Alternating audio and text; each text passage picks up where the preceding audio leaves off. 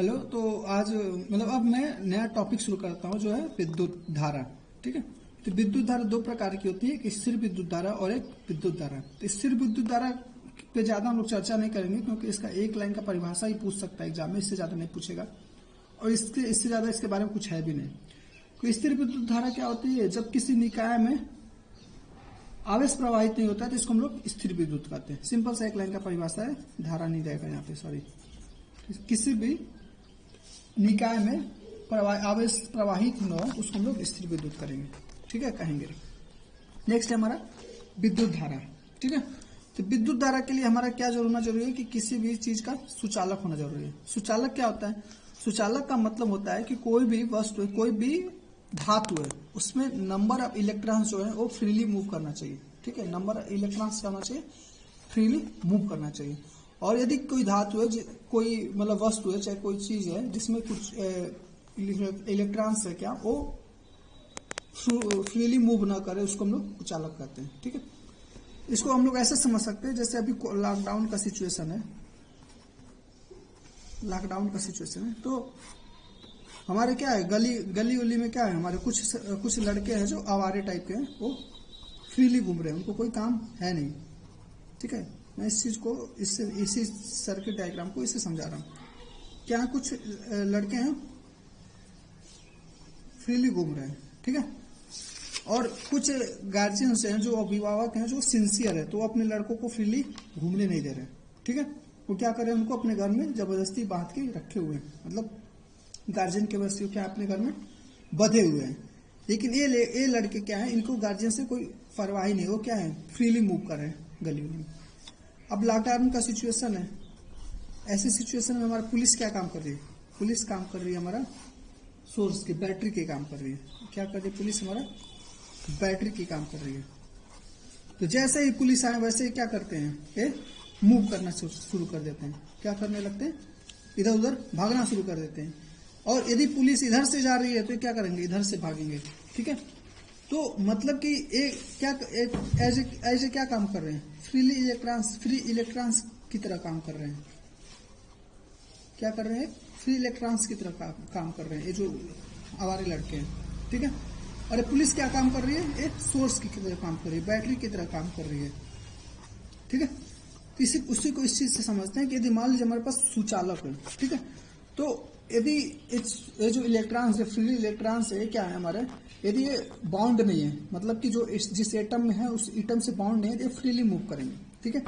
अब इधर हमारा क्या हो गया, एक बैटरी लग गया, और बैटरी लगा तो क्या होगा, इस बैटरी की वजह से मूव करना शुरू कर देंगे। ठीक है। तो निगेटिव चार्ज क्या करेगा, इसको अपने से दूर भगाना चाहेगा। निगेटिव चार्ज हमारा यहाँ पे है, वो क्या करेगा, इसको अपने से दूर भगाना चाहेगा, और पॉजिटिव चार्ज अपनी तरफ खींचेगा। इसके वजह से क्या होगा, हमारा इसमें करंट का प्रवाह होगा। ठीक है। तो जहां पे फ्रीली बाउंड इलेक्ट्रॉन्स है वहीं पे हमारा करंट फ्लो होगा, और इसको हम लोग क्या बोलेंगे, सुचालक बोलेंगे, सॉरी, इसको हम लोग सुचालक बोलेंगे। ठीक है। और जहां पे हमारा बाउंड नहीं है वहां पे हम लोग कुचालक बोलेंगे। ठीक है। ठीक है। तो यदि आप अपने घर पे गार्जियन की वजह से बाहर नहीं मूव कर पा रहे हो, दबे हुए, तो आप एज ए कुचालक काम कर रहे हो। ठीक है। और जो आवारे की तरह घूम रहे हैं वो सुचालक की तरह काम कर रहे हैं। ठीक है। और पुलिस क्या काम कर रही है, हमारी बैटरी सोर्स की तरह काम कर रही है।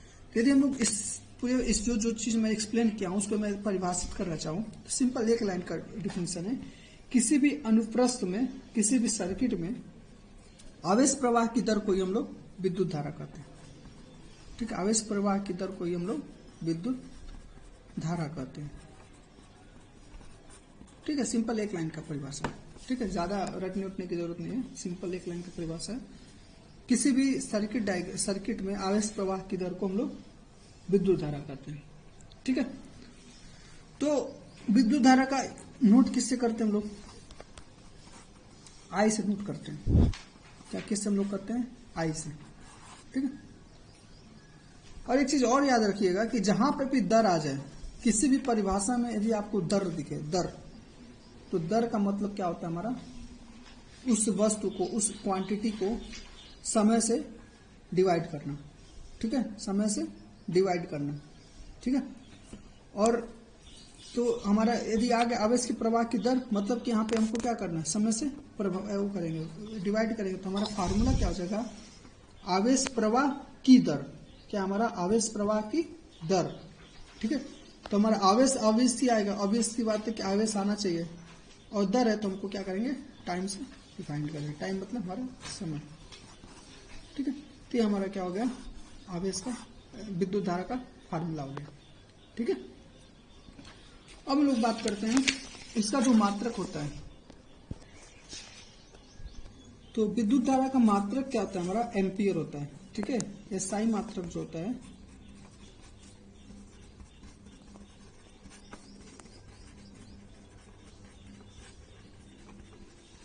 क्या होता है, हमारा एम्पियर। ठीक है, या एम्पियर को यदि हमारा फार्मूला से हम लोग जाएं Q/T से, तो हमारा क्या होना चाहिए, एम्पियर किसके बराबर होना चाहिए, इसका मात्रक होता है कूलाम प्रति सेकेंड।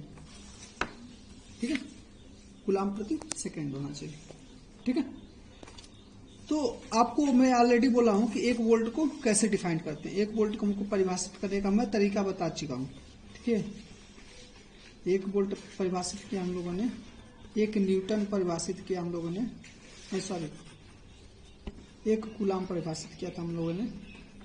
ठीक है, तो ये मैं तरीका बता दिया हूं, सिंपल होता है तरीका। तो यदि मैं बोलूं 1 एम्पियर को डिफाइन करने के लिए, 1 एम्पियर को परिभाषित करने के लिए,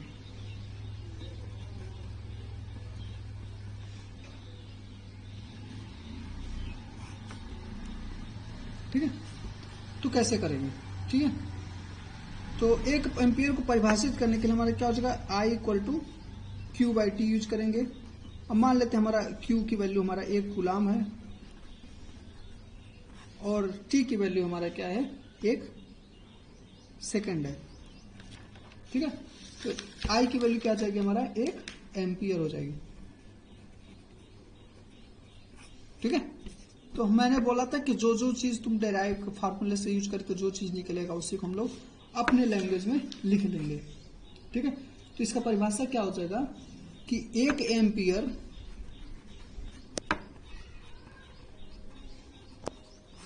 किसी सुचालक से बहने वाली, वह किसी सुचालक से 1 कूलाम आवेश बहती हो, और ठीक है, नहीं सॉरी, 1 एम्पियर किसी सुचालक से बहने वाली